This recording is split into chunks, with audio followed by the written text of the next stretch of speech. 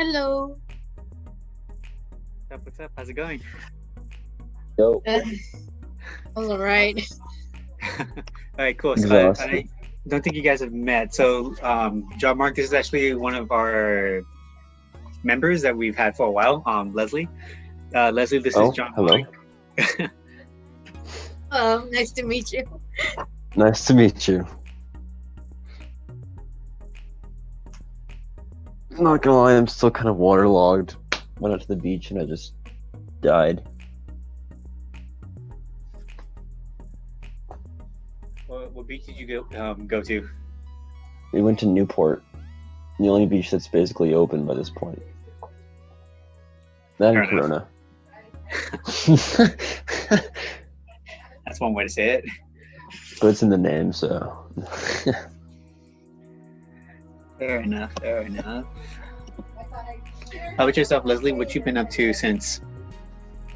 Bro, what since last I've time we been talked? up to? All I noticed I was taking care of my own car. That's what I've been doing now. And then along, I was just doing some errands for some family member, and that's it. And sometimes I would keep on drawing and keep up with that. Do my own portfolio. Nice, nice. Are you going to college for art? Undecided. Okay. Like, bro, like the moment when I want to go visit colleges, it's when the pandemic happens. I'm not like, well, Yep. Essentially, yeah. yeah, because my counselor tells me, oh, you better get started on looking up those colleges and go visit them. I was like, I'll do it like once the semester ends, but on the way there, nah, that didn't happen. Yeah. You can imagine how we felt like when that happened as well. We had the prom the next day, and then Corona came, and we were like, okay, cool. No, Couldn't- that's even couldn't bad. wait one? Bro, that's even better than what my brother had to deal with.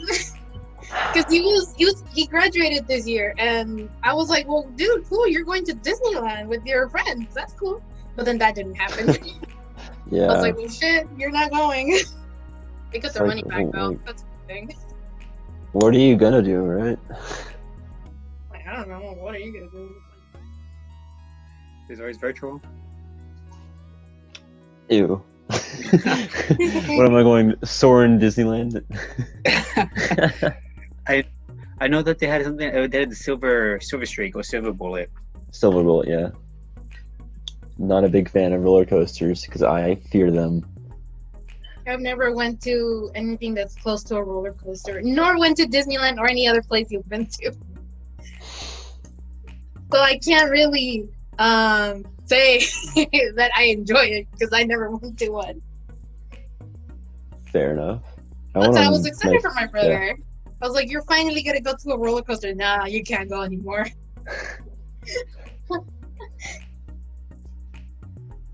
Well, shit happens. Yeah, essentially. All right, Mr. Mario, or is it Mr. Hermilo? Hadamio. It's all good. Mario, Hadamilio. What's up, man? And then Alejandro, I believe this is Alex, right? Yes, indeed. How's it going? Another day to smile, Yes, you sir. know. So Alejandro, this is Leslie on my. Well, I'm not sure what side she's on. Though next to me is Leslie, and then next to you from my screen is John Mark. Hey, Leslie. Hey, John. Yes. How's it going? Hello. Hey, Alex, or Nice to meet Alejandro? Alex is good. Right Okay, cool. on. So since since John Mark and Alex, you guys are new. I don't know if you guys want to give like a small introduction about yourself. This is something usually we do with new people, unless you want to go right into the topic. Hold up, let me check. You go first. Your last name is B. I'm an M. Got it, man. So, my name's Alex. I'm a recent graduate. I went to Whittier College. I'm class of 2019. I studied politics. Kind of want to get into podcasts because I feel like a lot of times I like to give my 2 cents on things, and I like to hear other people's opinions too. So I'm really engaged in the convo, and hey, I want to give this a shot, man. See where it goes, you know? Hey, my name is John Mark Mendoza. Recent graduate from high school, Ontario Christian. All right, on. And heading to CBU next year, hopefully. So, fingers crossed. But yeah, I just saw like Mario was talking about a podcast, and I'm like, I like to join that. I think that'd be fun to, just talk about stuff on my mind and such. So, yeah, nice to meet you all. Right on. Awesome. So the topic of today, guys, is going to be about fear. So I was reading a book, and this kind of it was the idea that popped in my head. It asks, is fear paralyzed creative thinking? There's 2 different ways that you can look at fear. I don't know if any of you, what are your guys' opinion when it comes to fear?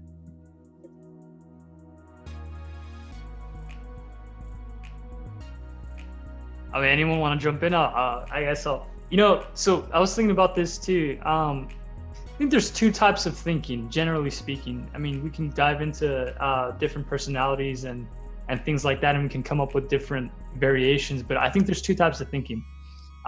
You have one type of thinker that is conservative, right? Someone that is able to repeat something over and over again. So a conservative thinker is someone that you can teach like a technical skill, how to, like, for example, repair a car, right? And it's going to be the same thing over and over again. They can replicate that. Then you have a more liberal thinker. These are people who come up with different designs, and just as we could say in the same example, they can come up with different designs of like a car, right? Someone who can think of new ideas and someone who can repeat the ideas. And so when you talk about fear, I think the way I look at it is through like a business lens, and fear of rejection or fear of failure. This is what we call risk adverse. People who are risk adverse, people who don't like to take on risks. They're usually the ones that are actually not creative, right? They're more the ones that, hey, I'll work a 9-to-5 job and I'll stick to that, as opposed to people who are always trying to think of new ideas or trying to try something new, right? Like an entrepreneur. I'm involved in energy, right? I have different companies within oil refineries and I do energy. But also on the side, I'm a venture capitalist. I like to use the money I earn to fund new ideas like, Tesla, SpaceX. That would be a good example to be using as someone who thinks of new ideas. Elon Musk, right? Someone that likes to innovate, as opposed to someone who is more, again, risk adverse, and they specialize more in repeating something that has already been given to them. So with those 2 different types of thinkings, maybe fear does paralyze creative thinking, because if you look at all the entrepreneurs that are successful, they're the ones that were able to take on the risk of, it might not work, but they did it anyways. It's a good way of putting it. So basically what you're saying is there's 2 types of fear of change and then fear of being stuck in the same position. Fear of being a part of the cog in the machine. Yeah. I mean, what do you think about that, Mark? Like, what do you feel like? I think there's like the fear of the unknown. So like, I think the biggest fear is, risk. So like, stepping into a dark alley or stuff, things like that. Like you just wouldn't want to try something that might not succeed, and instead of succeeding, you're just gonna fail. Right. Others may assume that it's not a big deal, but you know yourself, and knowing yourself, you have like the less confidence of doing anything different. You're just gonna stay in the same path and not go anywhere. If you just stay there, there's no improvement in your life, no improvement on them, basically in themselves. It's just as long as just as long as you try to fight your way to not fear that you're gonna fail, but fear of failing is just an improvement. Finding out what you did wrong and how are you gonna fix it for the next time you will succeed. Just like the way how you say fear the unknown. That's true. You don't know what it might happen. Right. The same thing. Someone is afraid of the dark. You're just not. You're afraid of the dark. What is the reason for it? Are you afraid of the dark? Is it because you can't see anything? No. It can. One, I am not afraid of the dark. I am just afraid of what's in the dark. That's big. Right on. There was a quote that made it that P.O.P. Bro, I'm sorry if I went too deep. No, you're good. When in the times of darkness, that's when you shine the brightest. There's a quote that kind of reminded me of what you're saying, that at the time when it's okay for children to be afraid of the dark, though it's disappointing when a man is afraid of the light. Pretty much, it kind of goes back to what we were saying, that we don't really know what's out there. And personally, for me, that's exciting. Like, there's so much we don't know, and to know that we don't know enough, it just kind of gets that motivation, like, okay, let's see what we can do. Let's see how far this thing could go. Like how you mentioned, Alex, with entrepreneurs. Many entrepreneurs, they take action like, there could be an easier way about this. And they just take action to see how far it goes, let alone bang. They created one of the biggest products or something that we use today. Yeah. And the only way to do that is you have to innovate, and you have to be motivated to I mean, as mentioned, creatively think.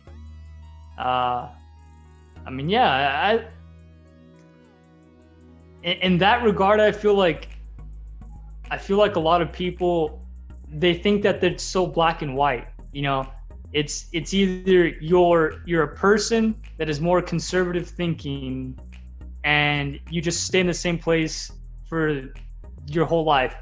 And then we have another extreme, to which you have a small businessman, a small entrepreneur that is consistently going and looking out for the next big thing, you know? So you have these two extremes, but then you dive deeper into it, and then you see the balance of the both, you know? What you want is somewhere in the middle. I would call it calculated risk. You don't have occupation where you work, you know, and what organization you want to continue to be a part of. I have this base of how I want my life to be, and in order to grow, you're going to have to take some sort of calculated risk, you know. And then when you find what that medium is, because it's different for everyone, you're able to grow at an exponential rate, you know. That's how I kind of look at it. And some people, like you just said, some people, I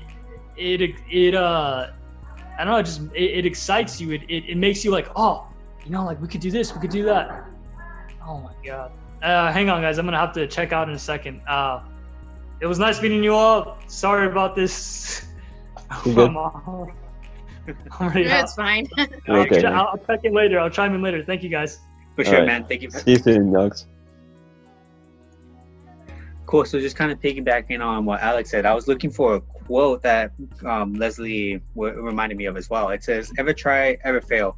No matter, try again, fail better," by Samuel Beckett. It's no matter how many times you fail, you always learn from failure. So that's pretty much where it comes, like the good side of fear. And then there's that other side of fear that's more of a protection, like you were mentioning, Jean-Marc. If you're in a dark alley at night, you have that fear, like, okay, something that's a little more dangerous is up ahead. So it's that there's that protective fear. I mean, basically, when you think of an alleyway, people will think it's a bad thing, because anything can happen in that. But you can't just judge a book by its cover, even though that's another quote too. But still, when someone has a mind of someone saying, oh, let's go to the alleyway, you don't think that it's something good. You think it's something bad. You just the image, it's filling up the idea that something is going to happen. that's what it is. Yeah, I think it's more so on context. Like, if you're going with a group of people, it's probably fine to enter an alleyway because you're not by yourself. But if you're by yourself, you'll worry your people who care for you by not telling, like, if you're not going to tell them beforehand. Because chances are, you're probably not going to tell your friends, hey, I'm heading to an alleyway by myself. That feels like a really weird text. That So that's is why I'm weird. saying it. Mm-hmm. Like, that's where, like, it would kind of weigh, like, more so fear on for you than yourself. And that's where, like, you know, the 100 or nothing complex of most people my age, like, what, 18 to 16-year-olds, like, where you think that you're immortal because you haven't experienced, well, in a sense, fear. Mm-hmm. So I don't think fear is necessarily like a hindrance to specific. I think it's necessary to a sense. I don't think phobias and I can't think of the other word, but you know, phobias and irrational fears. I don't think that those are beneficial. I think those can be quite hindering, but I do think that there is a fear of pressure when it comes to success, which is bringing that back. I had another thing. I was thinking about something else, but if any of you guys want to chime in now, I can't think of it currently. Basically, of how someone can have trauma. I agree that that shouldn't be placed in the part of. Well, basically, it shouldn't be part of fear, because that's something, as in, really something really different compared to what it is. Of course. As in fear, it can be literally anything. If you ask someone a question, fear, what does it mean to you? They will give you a totally different answer, or maybe they can give you an answer that you just thought of and it's what you're thinking of. Could be the same, but people have their different definition of what is fear. Fear can be like a simple, for example, if you question a child saying, what do you fear, or what does fear mean to you, they will give you like what any other kid would say. Could be like, fear is like the dark, like it's scary once it's really, really dark. But if you asked an adult, they would give you a completely different answer. And what might those answers be? Fear kind of puts that, it reminds us that we're human. Like how you mentioned, John Mark, when we're at a certain age, we feel independable. We feel like we can conquer the world. Then once we have that situation that comes up that really strikes fear in us, it reminds them like, okay, we're not invincible, which at the same time will give us more of appreciation of what we have. That it's something like, thank God we got out of the situation, so now we know that there's worse situations. I'm not sure if you guys understand where I was going with Yeah, that. it's like if a little kid was told to avoid like candy, you know, a candy van. And so they go to a candy van not thinking it's a bad idea because, you know, they're young. But then they see someone else being taken away by like just outside the door from like the candy van person, and they're like, oh no, my friend's gone. All right, don't trust the candy man. That's kind of an irrational fear, but that's still a necessary fear for people to avoid danger. So, I mean, are we talking about fear on like the typical, like, I fear heights, I fear being alone on dark days in the middle of the city? Or is it I fear of succeeding? The fear of basically failing, thinking that it's not gonna take off, and you just quit on that. That is one of the fears too. You're wasting on something that you think it's not gonna work, but you just decided to quit on yourself. And that can be another type of fear, I think. Yeah. And I feel like at the same time too, kind of what you were saying, Leslie, like that fear of failing. Then ironically, once people started working, like, well, let's say with a business, they're working on a business and they're afraid to fail. So they're already 2-3 years down the line. So for them to quit, they're afraid of the career ending and having to start somewhere else. So that fear is motivating them to continue on with the business. So it could be also a fuel. Like how you guys mentioned, it really depends on the psychological part as well as the same thing, the reasoning for the Essentially, fear. like how debilitating a fear can be. Because I know like there's 4 stages to how people can perceive a problem, and the first one is like receiving it and then not doing anything, which is the most childish of the few. Not in the sense that it's stupid, but in the sense that it's like the most underdeveloped part. So like as you grow up, like the 4th stage I believe is where you take the problem into a hand, you then evaluate your situation, analyze the problem, come up with an idea, and then move on with that confidently, hopefully, depending on the situation. But something like that, it's hard to say, like, Mario, what kind of fear are we talking about here? So we can like narrow it down, because I know like fear is that there's a broad spectrum. Are we talking about like I have a phobia, or are we talking about like I hate killer clowns?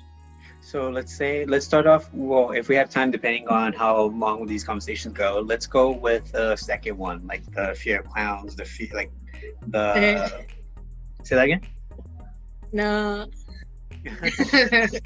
I remember that having the fear of clowns. I've met some people who are afraid of clowns, and I'm like, yeah, sure, one person is afraid of clowns, but the other one doesn't understand why they're afraid of it. But then you can't judge by it because you don't know their story about it. And it could be anything. But it just reminds me so much. Yeah. But like if I ever came across a situation where like if someone was debilitatingly scared of something, like obviously if I noticed that they were scared of it, I probably wouldn't mention it again. But if they weren't showing too many signs, I'd probably keep teasing for the sake of just trying to make a conversation, or not getting annoyed or being annoying. It's kind of how my mind works. I believe that if you can get annoyed and be annoyed by someone and annoy someone and they still accept you, you're probably going to be good friends. If not, nah. That would be a dumb way of how you're gonna break a friendship like that. You're like, oh, you're afraid of clowns, I can't be friends with you. That sounds like a kid's thing already. That sounds like a stupid way. if a clown, say if a clown raped you when you were younger, you have a reason to be scared. Yes, and that's a reason. Obviously you can't tell anyone because how do you explain that? So I mean obviously you would have faces and signs and you'd know not to talk about that. But yeah. It's I guess it's it really depends on that bond, almost, you can say, let alone basically their experience with the clown. It could be anything, even during crimes, or the history of how the hell did that even happen. How did people fear clowns, since back then they used to really like them and invite them for the party or hire them, and now you have someone who just walks around with a clown suit, goes to parties voluntarily, and you don't see what's wrong with him at first, but when you find out what's really wrong with him, you're like, oh no, not anymore, man. You don't want to deal with that anymore. You just summarized the story of Joker. Oh shit, I didn't realize that. I was thinking of an actual serial clown though, because it's surprising too. It's true. I mean, you just missed the psychological part, but essentially you got the rest of it right. So basically. And then also with school saying we banned from anyone wearing a costume clown in Halloween. I was like, are you serious? Well, that one year in 2016. Yeah, that happened. Really? The killer clown thing was still a thing? Yeah. Even my friend didn't want to go across the street because there was a guy dressed up as a clown, but he's just doing his job. You know, the type that they would cross when it's the red light, and then they entertain the people in the cars. That's what he's been doing. I'm like, girl, she's not gonna do anything. But I understand we're not gonna walk by then. But I understood that she doesn't like them, so I wouldn't tease it a lot.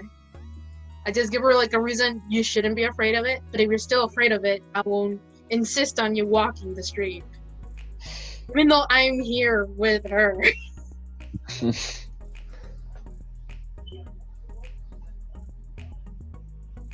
I think I fear like adrenaline the most, in the sense that I don't like taking huge risks, but I'll get used to them. Like my first roller coaster was this year, and then my first time boogie boarding was this year. Not really, but like actually taking it seriously. Because I'm, you see the wave, and it's like, oh frick, that thing's like 6 feet. I don't want to. But then you're like afterwards, like, totally worth it. I get caught up on like the small things. I like ambition. I have a lot of ambition for like art, so it's very hard to ignore that. Like if I get dedicated, I'll definitely do it. But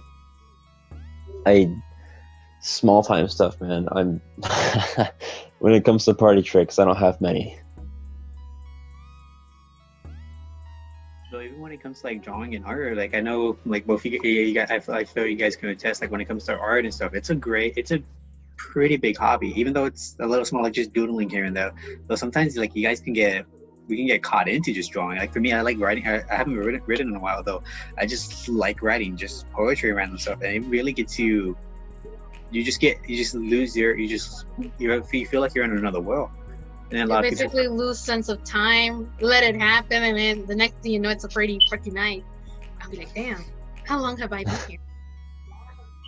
You end up like Eminem, and like you lose yourself in the music the moment you own it.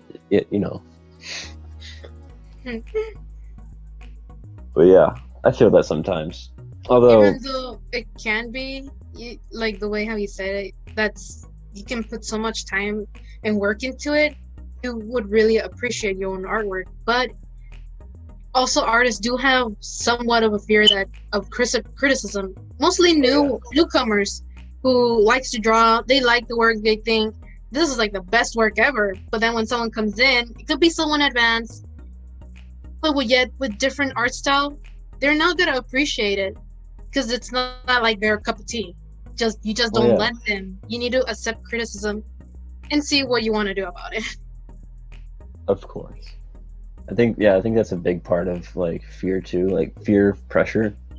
The one reason why we're all like, just what we're all taught when we're younger, peer pressure. Mm-hmm. It's like we're pushed into things because we fear of being, what's that called when you're, excommunicated by the group. I was gonna say, what's that called when you leave church involuntarily? We fear like the feeling of not being a part of something, which is why we end up doing something stupid or something fun, but it's never really clear until we take that risk. So you're just gonna be outcasting yourself with that. Yeah. Like my even safety trying, net, at least try. Of course. Oh shit. Like my safety net, for example, is just spending time into things that I know will succeed. So like art, running, those kinds of things, I'll have this sort of dedication so I can have a certain type of like, inner protection. I think that's a really good one too. Have that layer of protection, like kind of going back with art, that it's a really big thing to do. Though, if you're saying you're going to school for something else, like for child development or for think of another, like archaeologist, because I know that's something you're going into, John Mark. That it's something that oh jeez. You were by 4 words, 4 letters. You both start with an A. That's all I got. We're both arc. Like it's really cool that they're very similar. So you are able, even though let's say your art career doesn't go very well, you still have your architect career, and that's art on its own. Just seeing a lot of things that, like bridges and certain things, depending on what field you're going into, it's a pretty beautiful artwork. Being able to see it from scratch to paper to seeing people use it, or depending on what the situation is. Seeing people live in it, that scares me. So just make sure that I have the electricity and water running. Can't forget the insulation. True that. What do you guys think? There was we probably all heard this before. Don't talk to strangers as kids. I feel like that's some good advice. I feel like nowadays, I think it's if I'm older, I think it's fine to talk to strangers as long as they don't look sketchy. Like, sorry, but I will judge you on the street if you are wearing a hat, sunglasses, and a trench coat at 9 o'clock at night. So, my bad. I do have some prejudices. I just like to make sure that I'm safe. So if I stun you with a taser, I promise it's only because of your looks, not your personality. Nothing personal. If you think about it, like, what would you guys say if Uber, Lyft, and a lot of other companies that you can say rely on strangers to get us from point A to point B? Do you think that would have been relevant in the 90s or in the past, where not talking to strangers was a huge thing? Well, not being able to be a social with other. What was it?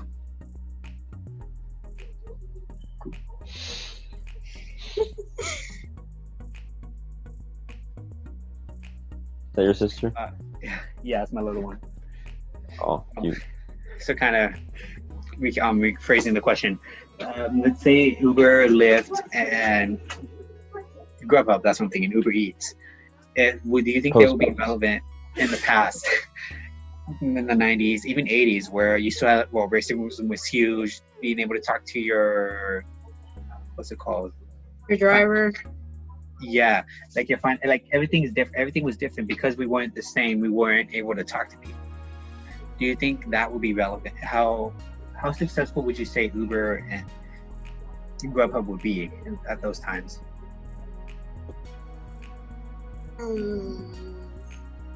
I think it was a different generation, different culture. Like where everybody sat around to eat. Like everybody would go to the restaurant together. Everybody would drive and dine out. I feel like it was like it wouldn't be as popular as it is today, because most of us, at least in this generation, I know of a couple people, they normally just go outside and go eat on their own.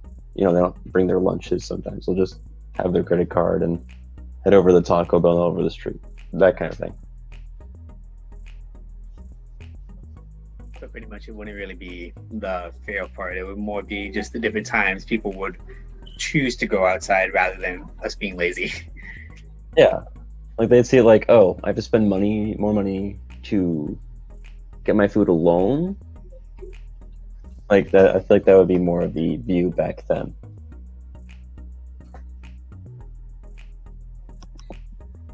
Fair enough. What do you think, Leslie? I would have to agree with you on the part. Basically, it has to depend on what time it has to be, because during generations, it's gonna be completely different. Just like talking to no strangers, that's still going on either way. But then again, Sure. It depends on the parents too. How well are you treating your child? But then again, we ourselves are dipshits too for doing dumb shit. And then knowing that we're gonna be seeing that with our own kids too, depending if we want kids. And then they're still gonna tell you the same thing. They're like, "Did they do this?" Yes, just like you did it. I think it's just necessary, though, for them to understand for themselves. Like, not everything should be told in face value, but they should know beforehand what they're getting into. Yeah, even if, let's say you have a smart kid, that smart kid is still a dumb kid. Yeah. Think about it. Yeah, sure, he may be smart like this, but he's not street smart. Or logically thinking, yes, don't talk to strangers, but yet there are other groups saying, oh, that's not gonna happen to me. Yeah. IQ, EQ. You're still doing it, and then look what happened to you.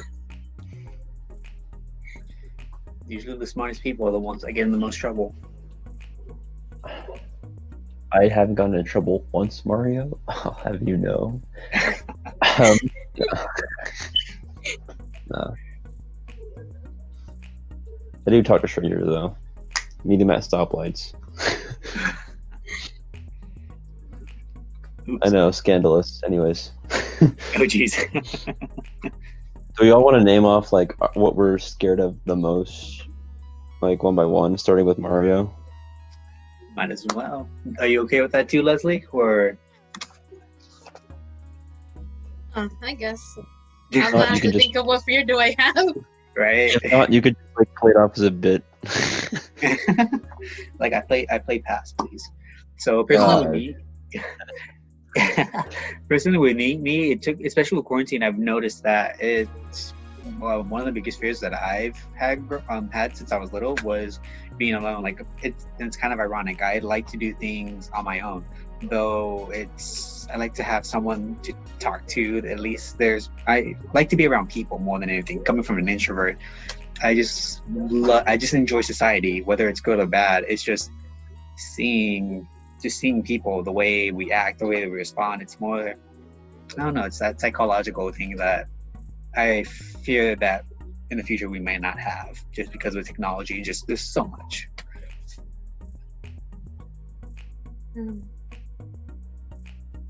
I don't know if I I'll go could next. agree with you, because yes, I understand you might have been alone at that time, but now you want to be with people. Well, I'm in the part where I've always been around basically mostly my family members, but yet I am afraid of staying outside. That's a thing. Like imagine, even during my whole life, I've always been accompanied by someone. It could be my brother, my dad, my mom, anyone. But I've never been left alone. So I guess for me it would be, I don't want to be alone. Like Huh.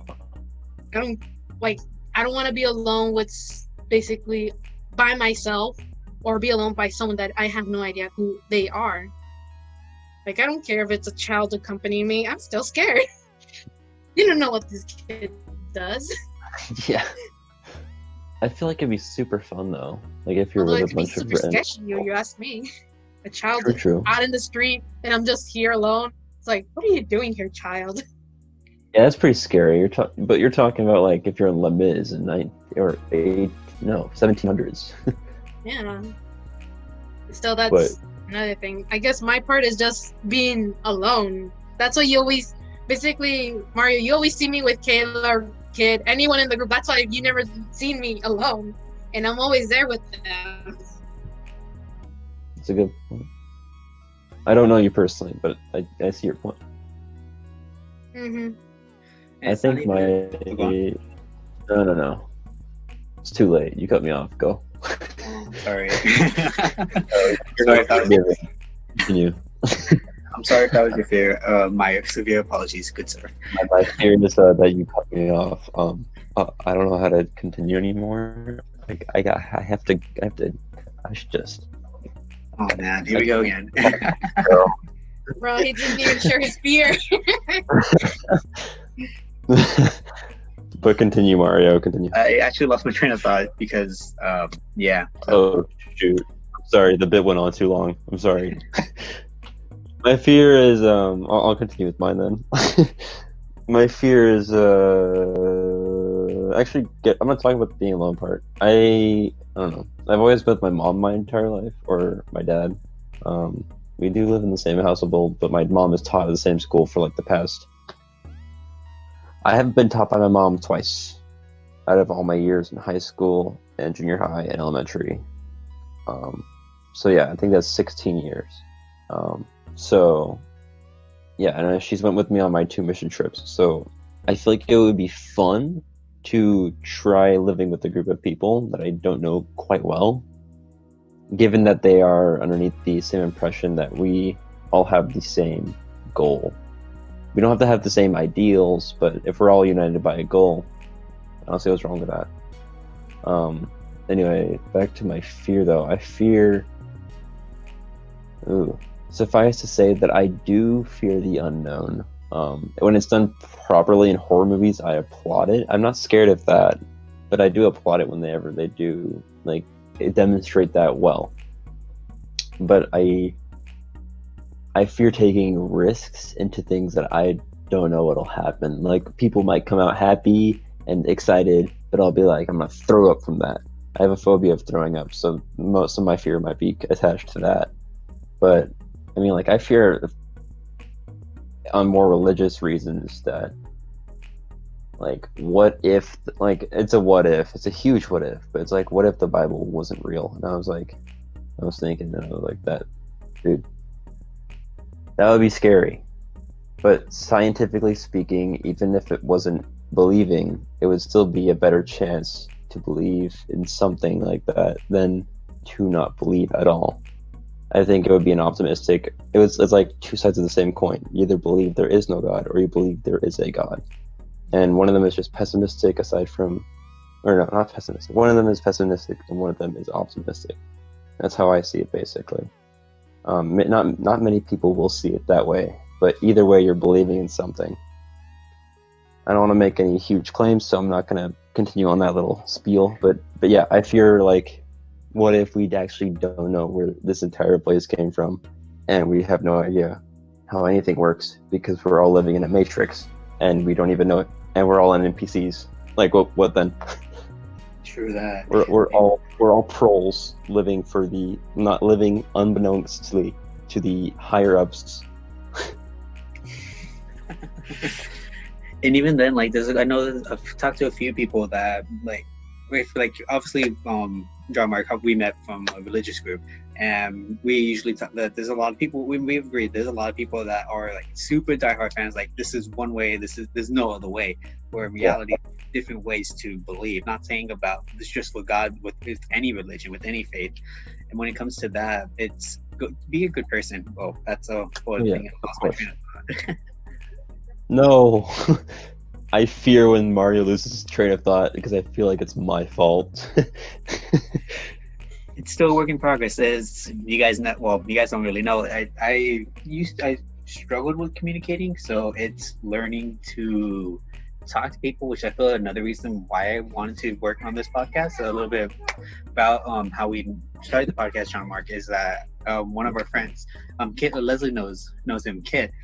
He was going through some stuff. So another gentleman, Tony, and I were just talking about life, and all of a sudden we were just thinking, why not create a podcast?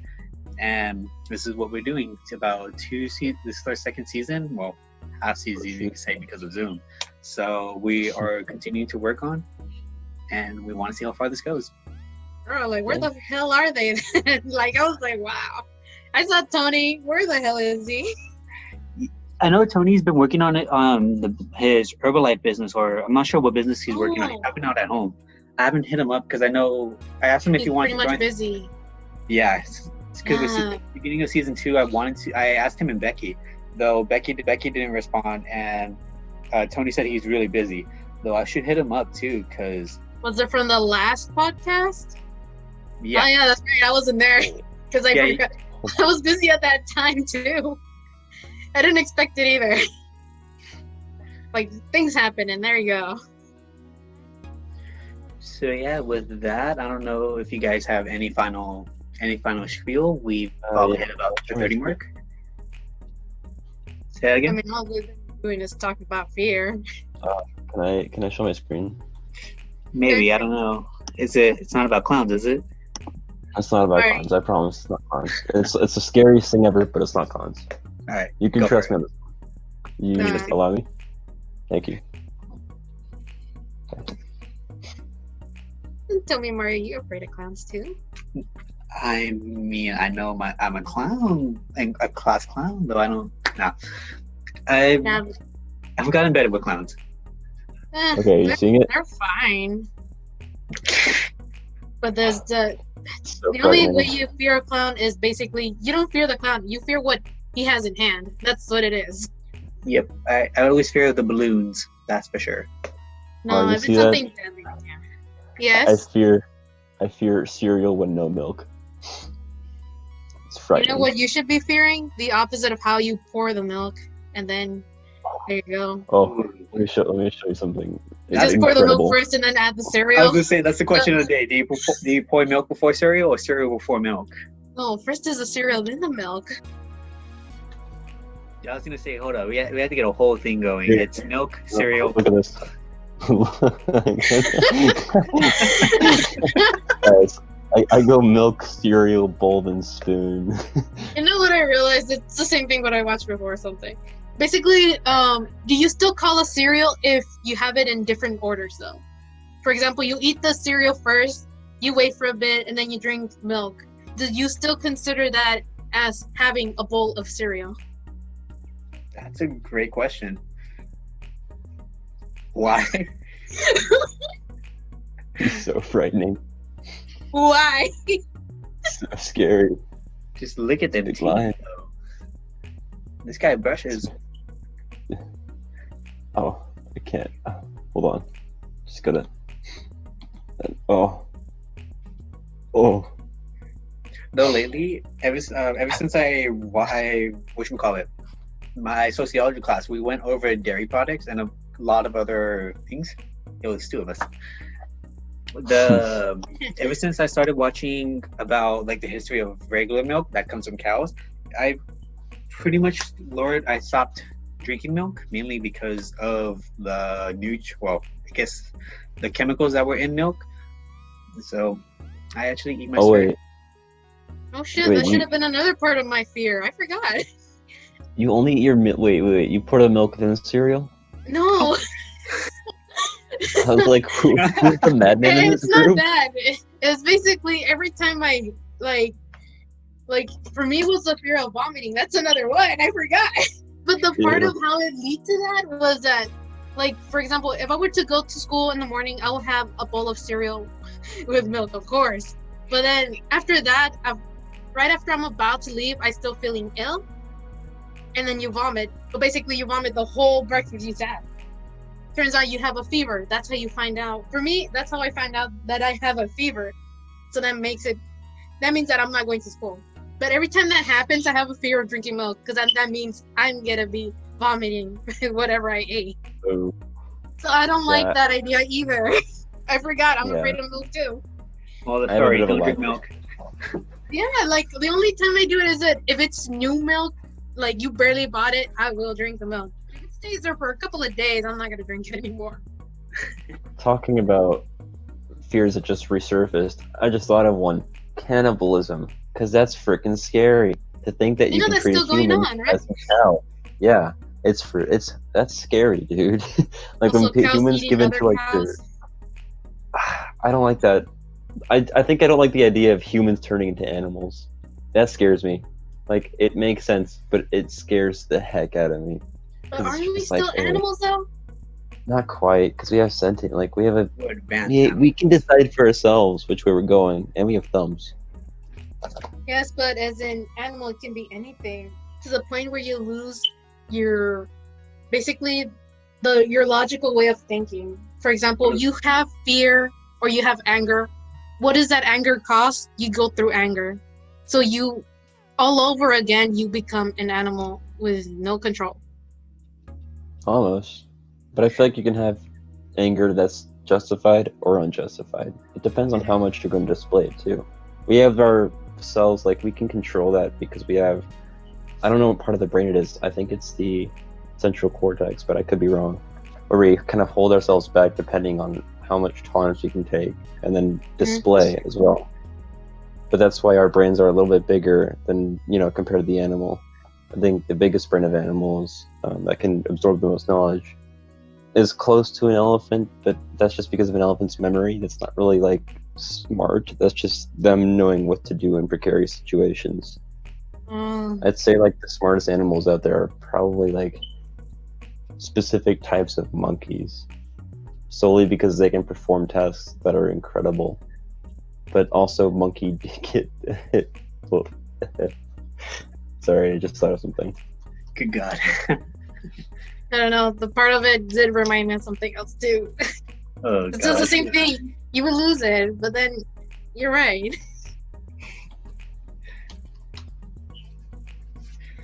Didn't we, probably going way too far out, though, didn't we originally revert from monkeys or from primates? Well, Primates. That's the theory. I mean, to plants, the only thing we're close to it is just the. What the hell is that called, anyways? It's something white. It's similar to a It's similar to a broccoli because they have. What is it called, anyways? It's like a broccoli, but it's white. Oh, Brussels sprout. Cauliflower. Yes, because their cells are similar to humans. So far, that's what I've heard from my class. talking about their genetic strains and how their DNA is similar to ours? Yeah. I remember that. I was pretty surprised about that. I was like, wait, are you kidding me? Yeah. Most animals are pretty close to each other in genes. Yeah. And also reptiles, probably. Like, have you ever wondered every time you take a shower, you stay there too long, you become like a raisin? Bruh, just stay in the sun for too long, you'll just shed like a snake. Anyways. With skin burn or not putting enough cream, I don't know. Yeah, I mean we could probably be more related to plants, to be honest. Mm. If you think about it, we all need sunlight. And do yet is create our own food just by standing in the sun. Photosynthesis. I don't know about that far. I don't think I weigh a pound. I'm not that very knowledgeable to the point where he just went to.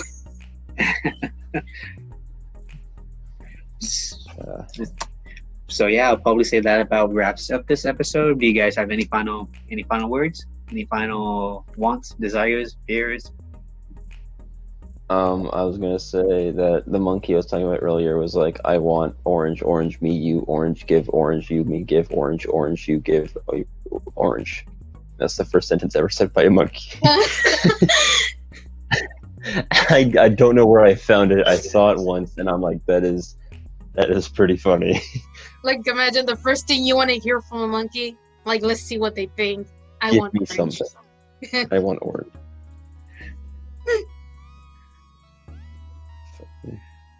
Aren't you glad you got Well, that? I also want to say rest in peace to No. Alex. May he be blessed. With all this knowledge, I wonder if he eats cereal with milk or if he eats the bowl with cereal. Stop. Then don't I'm mix gonna it go up eat a with bowl. orange juice. I'm gonna go eat a spoon, guys. I'll bring the bowls. Alright. Alright. I'm gonna close this off with a bang. Is that okay, Mario? That's fine. Be our guest. Alright, just count down to 5 and that's when you'll end it. In your head, though, so you know.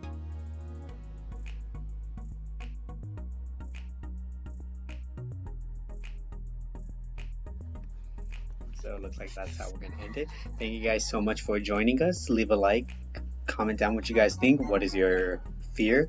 If anything, let us know how we can improve so we can do better for the next episode. Tune in next time for the next episode as well. And thank you again for supporting. See you guys next time, and remember to pass a smile.